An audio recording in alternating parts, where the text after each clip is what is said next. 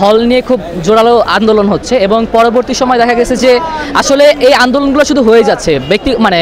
মাঠ পর্যায়ে আসলে কোনো কাজ আগাচ্ছে না। সম্প্রতি সময় আমাদের দেখা গেছে যে ক্যাম্পাসে যে দায়িত্বটা সেটা সেনাবাহিনীর হাতে হস্তান্তর হয়েছে, কিন্তু এই যে দায়িত্বের হস্তান্তরের পরবর্তী যে একনেক সভাতে যে এই যে মানে প্রজেক্টের যে কাজ সেগুলো আসলে উত্থাপন হয়নি এবং দেখা যাচ্ছে যে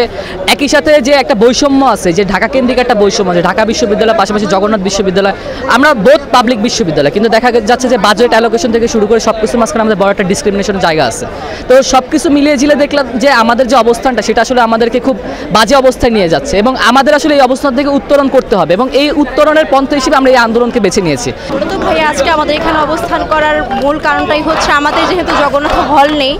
আবাসন ব্যবস্থা নিশ্চিত না হওয়া পর্যন্ত আমাদের 70% যে আবাসন ভাতার ব্যবস্থা করা সেটার জন্য, এবং ইউজিসি যে আমাদের বাজেট যে ছাঁটাই করে সেটার বিরুদ্ধে আমাদের মানে প্রতিবাদ করা, আর আমাদের দ্বিতীয় ক্যাম্পাসের কাজটা খুব দ্রুত যেন এগিয়ে যায় সেটার জন্য মানে আন্দোলন করা।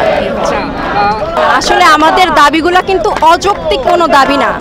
আমরা কিন্তু এখানে শান্তিপূর্ণভাবে এসেছি সকাল থেকেই,